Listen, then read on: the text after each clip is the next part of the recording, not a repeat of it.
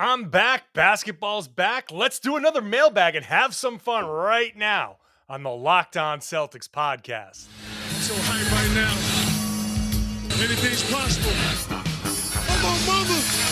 I'm on my lady, ma. Anything's possible. Yeah. Rain and Jay's back with the vengeance. All the real Celtics fans in attendance. This the truth like 34. This like walking in the garden when you hear the roars. The crowd goes crazy. Most in-depth coverage on the daily. Mainly podcast royalty, the content kings. When you talking about the franchise with 17 rings. Focus like Danny at the deadline. Global with it, got a local feel like the red line, the blue line, the green line. Play it in between time. I'ma throw my C's jersey on in the meantime and press play. When the F's done, I can't wait until the next day. Trying to stay in tune with the C's, that's the best way. Melly.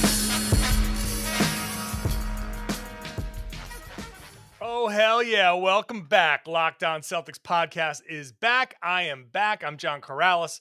After a couple of weeks off, I hope you've enjoyed those deep dives that I did with Mike Dinan and Chuck McKenney over the past 2 weeks, the 7-part series looking back on Brad Stevens' coaching tenure and all of that stuff. That was my 2 weeks. Now I'm back in front of the mic, in front of the camera. If you're new to the podcast, you're listening wherever you get your podcasts. Thank you for checking it out. If you're new to YouTube, hi. Be sure to subscribe to that. I don't know what I'm doing anymore. 2 weeks off scrambles your brains. I don't know how to work anything anymore. We're just gonna make it happen.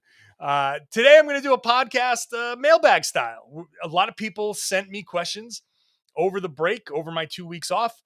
And so I figured, what the hell? We're going to answer these things right now. By the way, I'm John Karalis. I cover the Boston Celtics for Boston Sports Journal, and I do the show Monday through Friday. I've written a book called Boston Celtics All-Time All-Stars.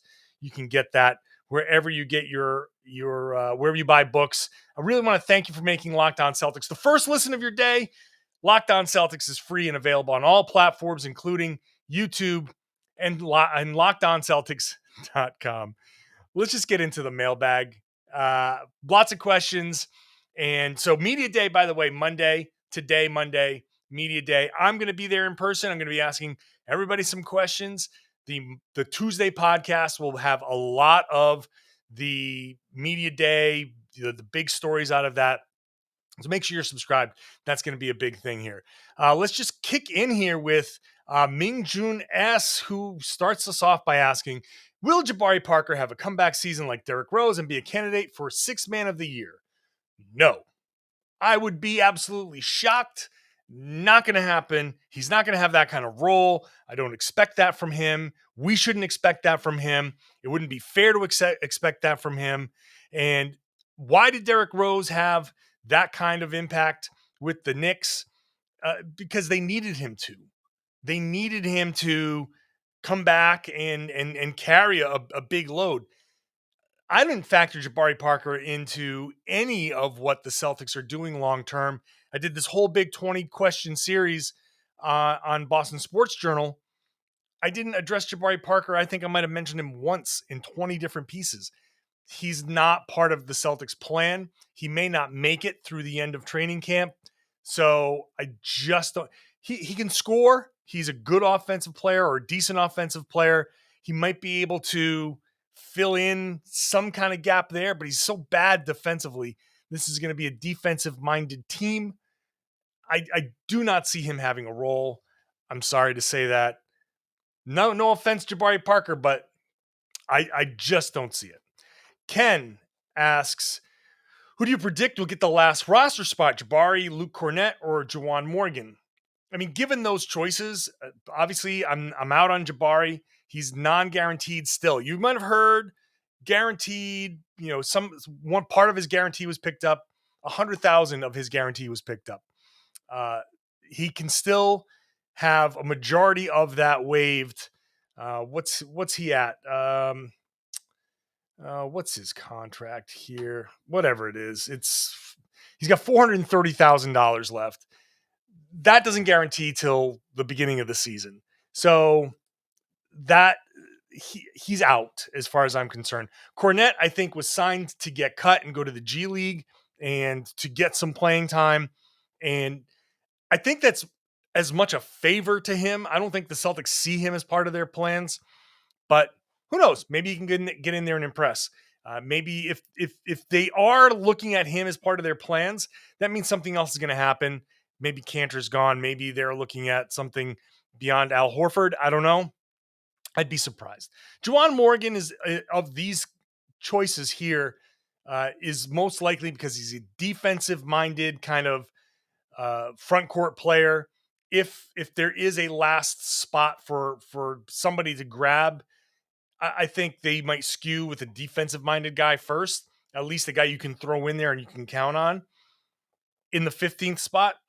But I would say that he might be more of a candidate for the next two-way spot, but he would be my guy. I'd rather have him over Jabari and over Cornette. I think Cornette, they're doing him the favor to get him into the G League, get those reps, and show people that he can still play, and then maybe he can sign a bigger deal.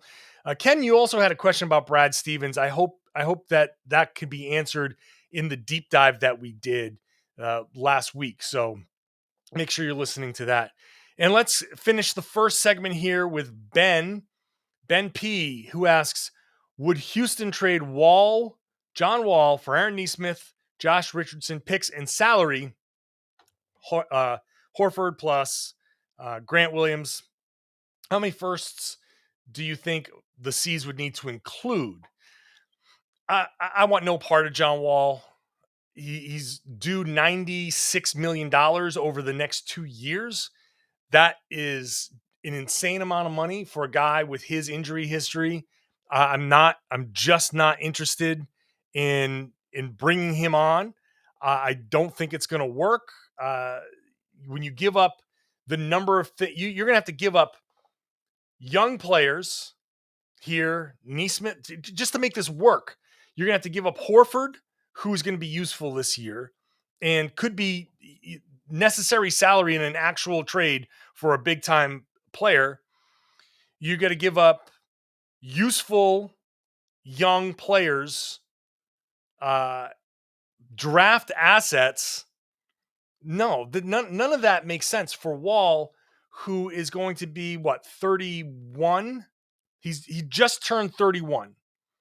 So you're taking 31-year-old injury riddled John Wall and saying, I'm going to take him his 31-year-old season, his 32-year-old season. I'm going to pay him $96 million over that stretch.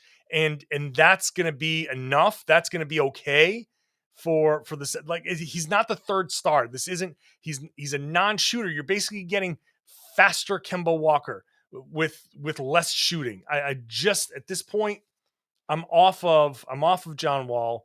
So Houston, I don't think Houston, it's a weird place. Houston, I don't know what they're looking for Wall. They might think Nesmith and some picks might do it for them because they're just in asset accumulation mode. But Boston should stay away from John Wall. He might have some decent basketball left in him, but not at that money, not at what you got to give up.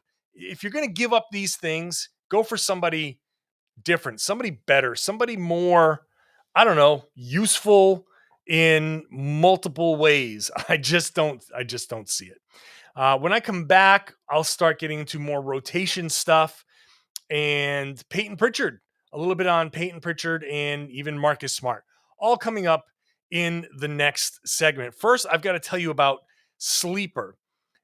I stay away from fantasy basketball. I played last year for the first time in a long time, and I realized why I didn't play for a while. I don't like it.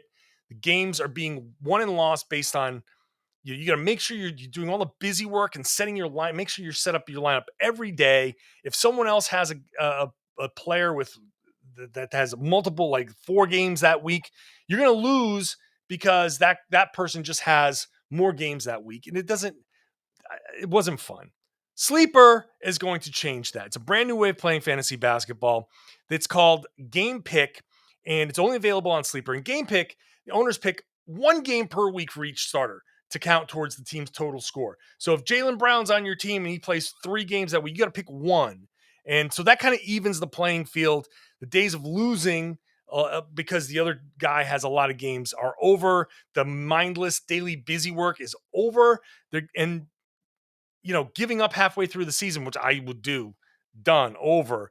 Game picks, you pick one game per week. It's based on player matchups, home versus away, opponent's defensive ranking, pace of play, more. It all adds up to more strategy, less busy work. Sleeper has cracked the fantasy basketball code. It's a one-of-a-kind game. It's the most strategic fantasy basketball experience in the industry, all right? You've got to go out there and try Sleeper. Make sure you download the Sleeper app and start a game picks league. So go download the Sleeper app, start a game picks league, invite your friends, and get into this game. It's going to just level the playing field. It's going to be a lot more fun. It's a much better fantasy basketball experience than you're going to get anywhere else. Today's show also brought to you by DirecTV Stream. Does this sound familiar? You got a device that lets you catch the game live, another that streams your favorite shows, then you're watching sports highlights on your phone, and you got your neighbors, best friends log in for the good stuff. I want to tell you about a simple way to get all that entertainment you love without the hassle, and a great way to get your TV together. It's DirecTV Stream. It brings your live TV and on-demand favorites together like never before, so you can watch your favorite sports, movies, and shows all in one place. That means no more juggling remotes, no need to buy another contract or another device ever again. And the best part, no annual contract. So get rid of the clutter, the confusion, get your TV together with DirecTV Stream. You can learn more at directtv.com. That's directtv.com. Compatible device require. Content varies by package. Thanks again for making Locked On Celtics your first listen every day. I'll get into off-season lifting programs for players in the next segment. Make sure to make your second listen of the day the Locked On NBA podcast. Lots to get into there, previewing the season. A lot of us on the Locked On NBA podcast heading into media days today, Monday. But first, let's get back into the questions from Dan. How deep of a rotation do you think the Celtics will use once the season gets going? My guess is 11 men. And he goes through Rob, Horford, Cantor, Tatum, Hernangomez, Brown, Richardson, Nesmith, Smart, Schroeder, Pritchard, leaving the other 4 out of the rotation: Grant, Williams, Jabari Parker, Romeo Langford, and Bruno Fernando. I've gotten a lot into this in pieces that I've written. I've done podcasts about this before. I do think that you get your 5 starters. You got Smart, Tatum, Brown, and I think Robert Williams. Who's the 5th starter? Let's say Josh Richardson. Then, yes, you do have Horford as 6. Hernangomez came into play. He's 7. Nesmith for sure is 8. Schroeder for sure is 9. Then it becomes situational. Pritchard should get minutes for sure, obviously. That's 10. Cantor is going to get a bunch of DNPs. I think in a regular season game, you're looking at 10. I don't think they should be going past 10. Now, you might see 12, 13 guys getting minutes during the course of a week, a month. But some games, some guys are going to get DNPs. And in other games, other guys are going to get DNPs. The Celtics have the depth to do a lot of different things. They can try a lot of different ways to play the game and to play these games and to really make sure that guys aren't being overloaded with minutes. I think one of the keys is for Tatum and Brown to not have to play 38 minutes a game. You can go 10, 11 deep during the regular season and then bring it down to 8 or 9 during the playoffs. So I don't think Fernando is going to get much time. Grant Williams is going to be iffy. Again, I don't think Jabari Parker even makes the roster. If he does, a lot of DNPs for him. Romeo Langford, I wrote on Boston Sports Journal in my 20 questions. I think that one possibility for Romeo should actually be considered is Maine, the Maine Celtics, and some G League time for Romeo. He's going to need reps. He's going to need to get game, speed, reps, game shooting, game defense. Why, if there's a numbers crunch here, don't bother trying to force him in here or there. If he's not going to get a solid 15 minutes a game, and I don't see how he does right now, start him out in Maine. Let him get some reps. Let him get 30, 40 minutes a game. Let him do it under no pressure. No one's going to be seeing those games. It's not going to be under national TV or even the local. It's not going to be all over Twitter. Just let him go out there and play 35 minutes. And it doesn't have to be all season. Let him get going, and then you can figure it out. So, 10 or 11 guys makes sense. Brickson says he came across some sort of post here. We're talking about same thing, lineups and all of this. Then he asks about Peyton Pritchard. Do you see Peyton Pritchard developing into the sort of player that fans would have gotten if Isaiah was to return for a bench role, an undersized playmaker who can shoot the ball or score heading downhill, albeit a little less athletic than the little guy? If this was to happen, I feel like I feel like it'd really help take some of the scoring pressure off the Jays while solidifying Pritchard's role as a key piece to our championship efforts. I don't want to put Pritchard in that Isaiah Thomas mold just yet, but hey, it's hard to say where Pritchard's going to go. He's a young guy, but he's older, obviously. So he's going to hit his athletic peak soon in the next couple of years. He doesn't have a lot of NBA experience, and now he's entering a season where his role has to be figured out, right? He's going into his second year. He had a weird first year where he came in without benefit of a summer league and all of that stuff with COVID. The second year for him is a little bit different than a lot of second years for players, especially second years for players who had the impact that he had. So I'm not sure what Pritchard is going to develop into. I'm not sure where he fits right now. I'm not sure where he fits long term.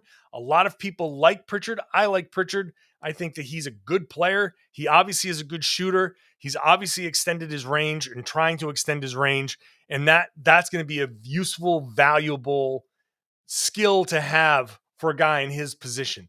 That's going to get him consideration for minutes. Putting him in that Isaiah Thomas role, it's too early to say what he's going to be as far as that goes. It's unfair. Isaiah was his run here in Boston was so special that I don't want to make that jump. And after one season of Pritchard, knowing that he's going to go into a tough minute situation here, I don't want to project that far forward. I think that he has the potential to be a fan favorite for sure. He's already becoming a fan favorite. He has a potential to be a pretty good scorer, but let's not go too far into that. Like I don't want to project too far out.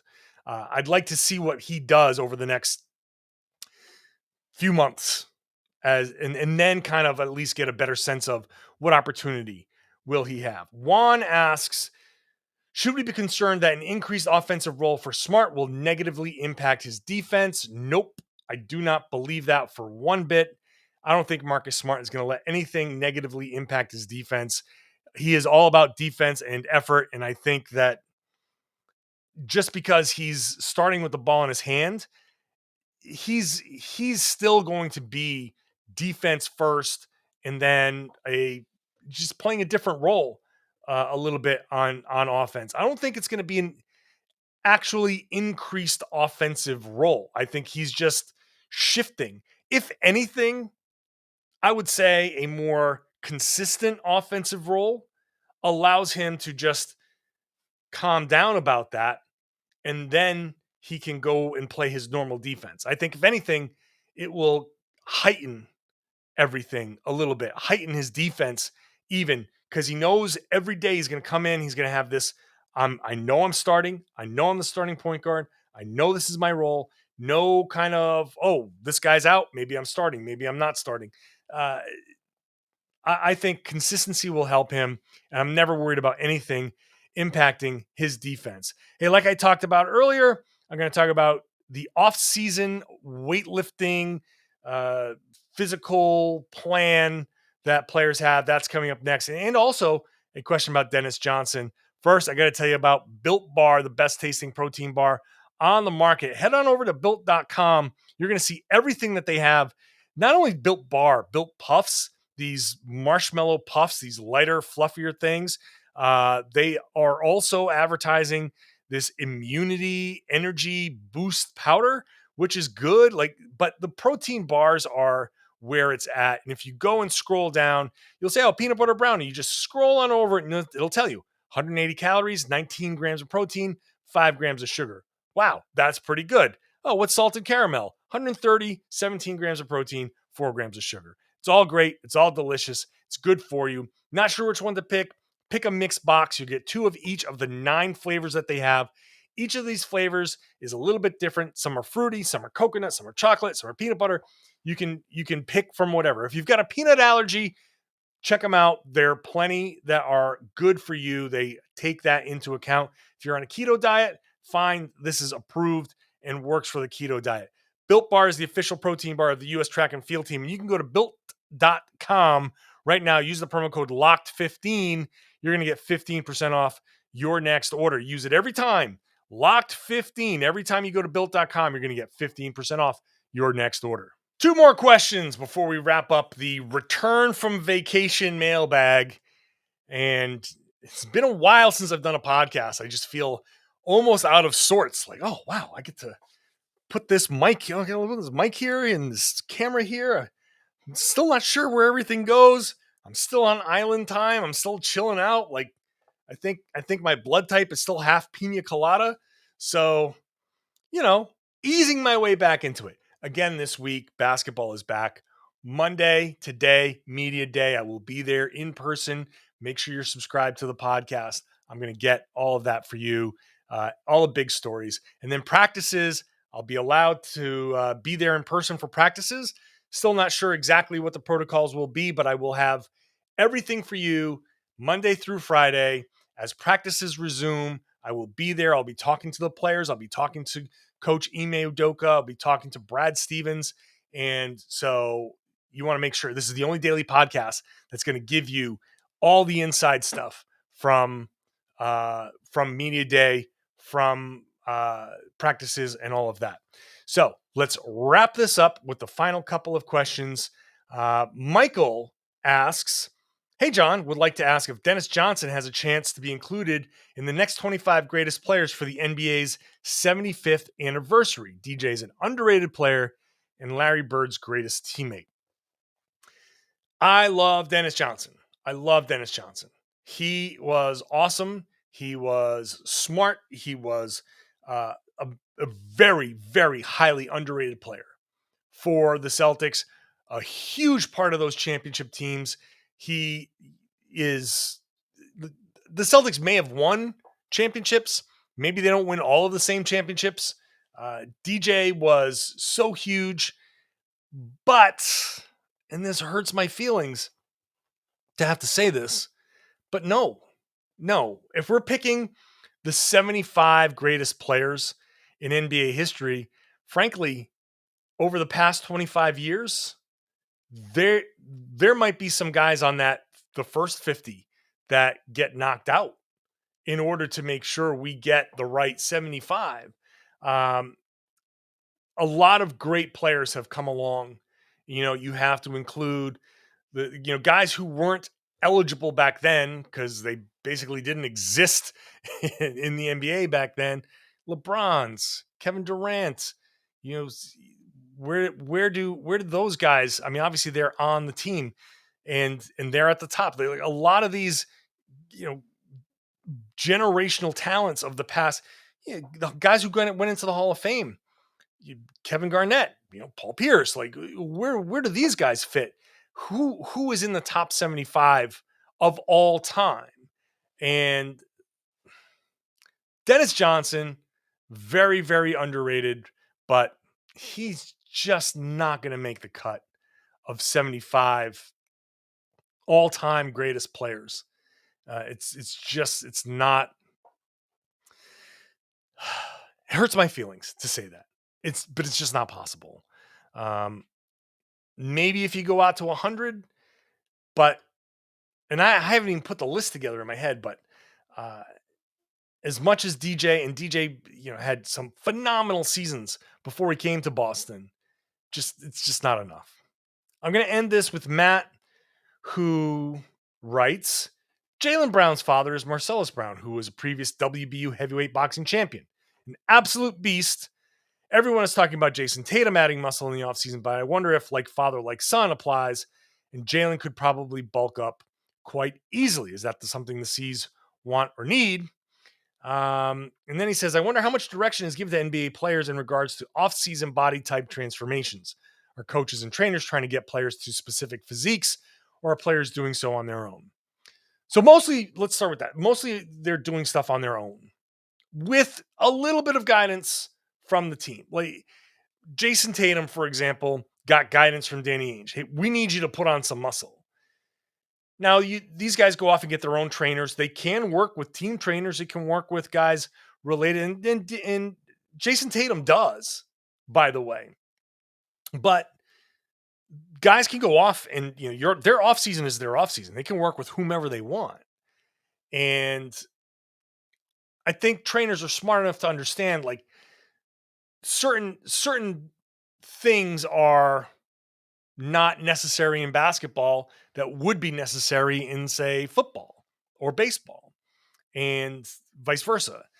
And it's not a surprise that most basketball players end up having this kind of physique where it's, they're very more broad shouldered because you're using your arms more, and if you're boxing out, you're doing a lot of things that with your arms up above your head, out to your side, that you're really broadening out your shoulders. So a lot of basketball players, I was talking to somebody who was helping me with a suit once, and he actually told me basketball players have this thing.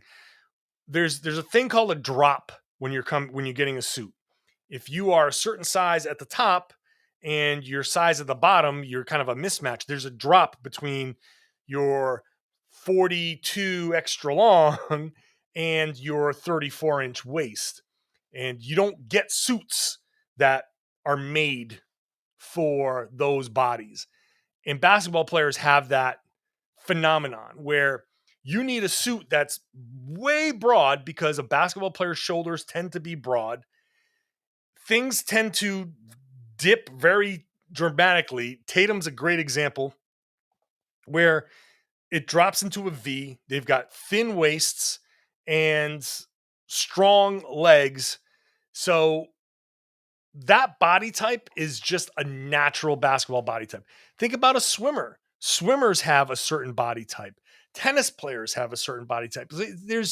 There's different actions that are emphasized that you really want in a basketball player. So I don't think now some guys have certain bodies. Like Zion Williamson has a certain kind of body that's just his body, and he happens to be amazing at basketball. He's a physical, freak. He's not going to get a lot of that same stuff, but ultimately in the end, he will have some of those similar dimensions when it's all said and done. But it's not a surprise that Tatum, as he's added more muscle, has developed into that exact body type. If he was a baseball player, he might have a different body type. Some similarities because you kind of are what you are, but point is, no matter what the team says or whatever, you're just not going to. Nobody connected to the game of basketball, whether it's a trainer with the team, a trainer on the outside, no one's going to have you doing stuff that is meaningless to the game, and you're going to end up developing a certain body. Same thing with Jaylen Brown.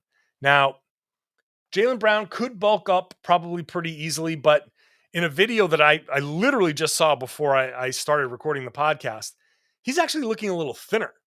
And that's probably because he has spent all summer with a recovery from a left wrist surgery. And pretty hard to bulk up when the one of the things necessary for bulking up doesn't work. The wrist, you can't lift anything. You can't press a bar, you can't curl, you can't pull. That wrist is it's just needed to recover. So he's actually looking a little thinner muscle wise. And I think during the course of the season, he's going to have to add some muscle if he can as the season progresses. Like he's going to have to get back into that a little bit. But I do think that Jaylen can we've seen it. He has the same type of body. One thing as their careers progress is something to watch. What do they emphasize? Do they change their bodies at all in the later stages of their career? Where maybe you're trying to get bulkier. Some guys don't want to add too much muscle because it's going to, if you focus too much on just adding bulk, you're also going to be a little, it can impact your jump shot. It can impact your, the weight that you carry can be too much on your joints. When you jump, when you run, when you're jumping, you're kind of putting like 10 times your body weight of pressure on your knees. Guy like Jaylen Brown, who's very athletic, you got to stay within a certain weight range to make sure that your knees stay healthy, your joints stay healthy. You need enough muscle to absorb contact, but enough, you want to stay light enough to make sure that you can be quick and stay healthy. You need enough muscle in your legs to support the knees and to prevent the tendonitis, but you also don't need too much where you feel like a running back versus a small forward. But as Jaylen gets older, when he gets into his 30s, maybe he will want to get bigger because he's not going to be a high flyer quite as much. Maybe he will want to play at maybe 20 pounds above what he's playing right now. So he can bang a little bit more and dish out a little bit of punishment and rely on those fadeaways that he's developed to get himself some points. Anything that can get you that one extra 2-year deal or a couple of extra veteran minimum contracts, where right now those contracts, two veteran minimum contracts are $5+ million. By the time Jaylen is 32, 33, 35, 37, looking to get those last couple of contracts, new TV money, blah, blah, blah, that could be an extra $10 million. Could be twice what that, could be more. So how you work your body, how you decide in your mid 30s, hey, maybe I'm going to play a little heavier. Maybe I'm going to play a little lighter or whatever. But you can change your body a little bit. You can play at a certain weight. You can play at a different weight to try to absorb more contact and play a different way and exist in the NBA a little bit longer. It's an interesting conversation and if you're into that kind of sort of nitty gritty, like what trainers do and the plan, it's intense. What you eat, when you eat, how you eat, maintenance of your body, massages, stretching, hot tub, cold tub, ice. It's a lot to keep your body ready for basketball. And if you're not careful, if you're too out of whack in any sort of way, it could impact the length of your career. All right. I hope you've enjoyed the first podcast back from vacation. I feel like my mouth might have still been on vacation for half that podcast, so I apologize for my brain certainly not working at full capacity. Preseason, getting back into game shape, getting back into podcast shape. I want to thank you again for making Locked On Celtics your first listen every day I'll be back with you tomorrow for the big highlights from Media Day. Again, I will be there. I will be talking to all of the guys there. I will be there in person, not even on Zoom. So I will be there. I'll get to look at them and see their reactions. It's going to be great. It's my first time in a year plus that I'll be able to do that. Very excited. So I'll have all of that for you tomorrow. And then as practices roll on all week long, I will give you everything you need to know. It's a daily podcast Monday through Friday. So please subscribe. Please get, it's on YouTube, hit that bell. Make sure you're getting notified when I drop a new podcast. And thank you. Share the podcast. Tell your friends that they should be listening to the show as well. Now, make your second listen today the Locked On Bets podcast with your boy Q and handicapping expert Lee Sterling. It's brought to you by BetOnline.ag. Check it out, the Locked On Bets podcast.